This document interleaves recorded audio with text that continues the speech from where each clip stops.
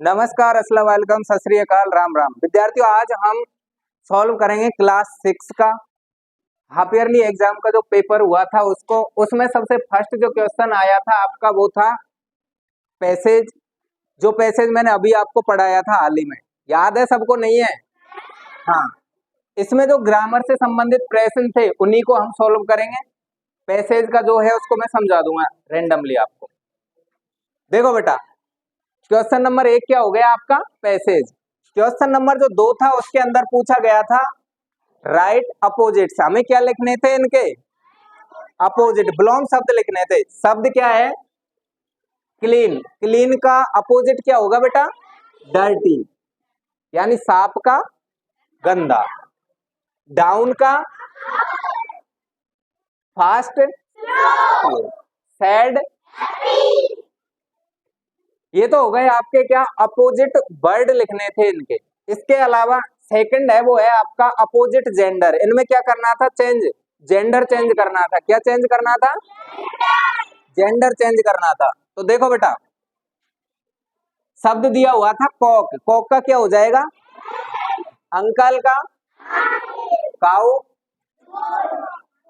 सन का daughter, husband का। ये अपोजिट क्या थे आपके? जेंडर चेंज करने थे। क्वेश्चन नंबर 3 था। अब आ जाते हैं 4th पे। क्वेश्चन नंबर 4 में शब्द दिए हुए थे, उनकी हमें क्या लिखनी थी? स्पेलिंग, यानी इंग्लिश में उन्हें चेंज करना था। ठीक है। सुंदर के लिए हम क्या लिख सकते हैं?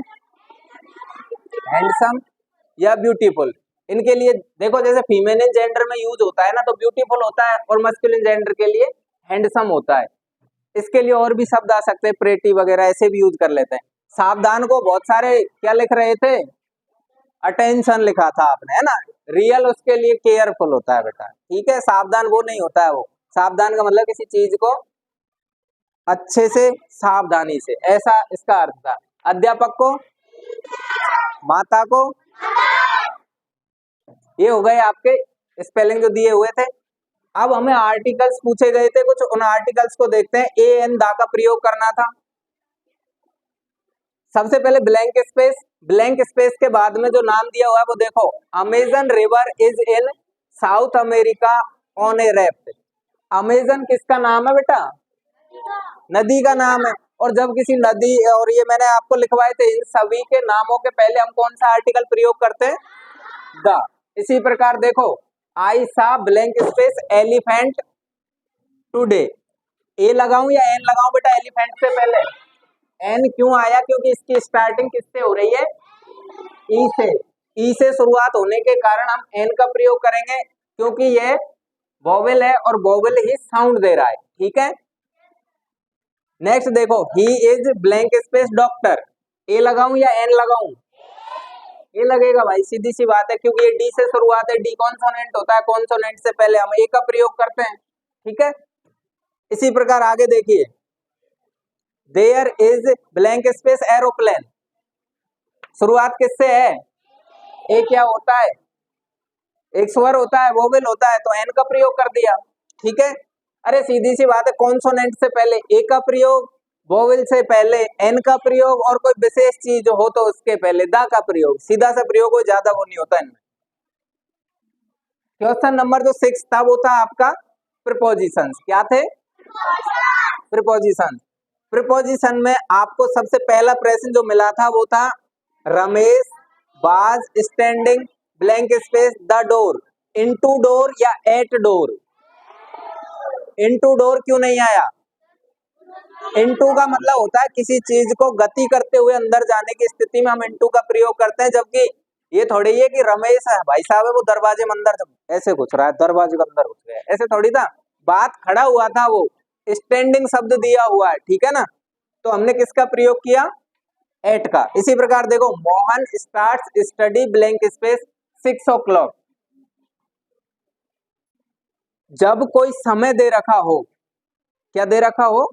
समय निश्चित, तो हम उसके लिए प्रीपोजिशन एट लगा सकते हैं। और अगर बात हो किसकी? परफेक्ट कंटिन्यूअस जो टेंस आता है, तो उसमें इसके लिए सिंस का प्रयोग करते हैं। जबकि टेंस हमें कौन सा दिया हुआ था? एक प्रेजेंट इंडेफिनेट था, इसलिए ना तो हम इसमें सिंस लगाएंगे और ना ही फोर लगाएंगे, इसमें हम क्या लगाएंगे, एट। ठीक है बेटा, आगे देखो, cow is sitting blank space the tree, under tree या on tree, under tree, under सही है, नहीं ऑन ट्री कर दो, गाय ऊपर बैठी हुई थी पेड़ के, ऐसा होता है, नहीं होता ना, इम्पॉसिबल है। ठीक है, सीधी सी बात है, कहाँ बैठेगी गाय, पेड़ के नीचे ही रहेगी। ठीक है, तो अंडर आ गया। नेक्स्ट देखिए, she lives blank space her parents, कि वह रहती है पेरेंट्स के साथ, नहीं ऑन कर दो, ऊपर रहती है, पेरेंट्स के सर पे चढ़ के रहती है, नहीं होता ना। ठीक है, विद आंसर आएगा। ओके, आगे देखो, match the following same sound words, कैसे शब्दों का मिलान करना है जो साउंड क्या दे रहे हो, समान दे रहे हो, जैसे cup tub, heat heat, right शाबाश, क्लास बुक का लुक, पैरट का कैरट, बहुत बढ़िया मेरे लाडले लाडलियों। इसके अलावा अब हम देख लेते हैं थोड़ा सा आपका जो पैसे, हाँ एक बार तो ये देख लो, 8th नंबर का जो क्वेश्चन था उसमें आपके दो स्टोरी थी, हंग्री फॉक्स और ग्रेडी डॉग, आसानी से लिख दी होंगी आपने, मुझे भरोसा है आप पे पूरा पूरा, आप बहुत महान विद्यार्थी हैं, है ना।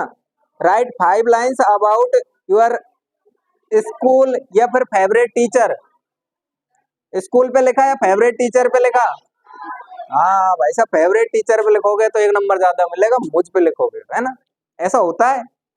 बहुत सारे विद्यार्थी ये सोचते हैं कि स्कूल पे लिखिए ना, अच्छी बात है बेटा। आगे देखो, ये तो आपके क्या हो गए, और एक एप्लीकेशन था वो टीसी पर, ट्रांसफर सर्टिफिकेट चाहने हेतु, ये तो थे आपके प्रश्न। अब इसमें एक पैसेज दिया हुआ था, उसको आपको मैंने बेटा एग्जाम से कुछ ही दिन पहले पढ़ाया था, है ना, और एग्जाम में वही आया था या नहीं आया था। जिस बालक ने ध्यान से उसको पढ़ा होगा वो आसानी से कर सकता है।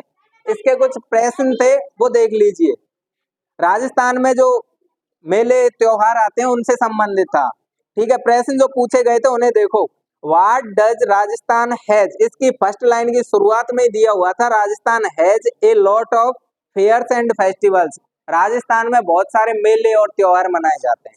ठीक है, क्वेश्चन नंबर 2 था आपका, mention 3 types of Rajasthani fairs and festivals, Rajasthan के जो 3 प्रकार के मेले त्योहार आते हैं ना, उनको बताने थे, कौन कौन से हैं, किस पर्पज से वो आते हैं। तो देखो बेटा, these are religious, seasonal and traditional, ये इसका आंसर था।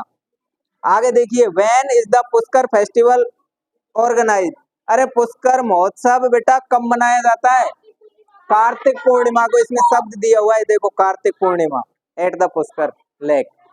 ठीक है, इसके अलावा बेटा देखो, वे 4th नंबर का जो प्रश्न पूछा गया था, where is the elephant festival celebrate, हाथी महोत्सव कहाँ मनाया जाता है, जयपुर में, है ना, हाथी गांव आमेर की और इधर जाते हैं ना, वहां पे, वहां बहुत सारे हाथी रहते हैं। विच फेस्टिवल्स इज ऑर्गेनाइज्ड इन उदयपुर, उदयपुर में कौन सा महोत्सव मनाया जाता है, उदयपुर में, अरे मेवाड़ महोत्सव, इसी में आया है। देखो शब्द जिन्होंने ऐसे पढ़ के ऐसे लाइन में ढूंढ ली होगी ना, उनके भी आंसर सही है। तो okay students, thanks for watching this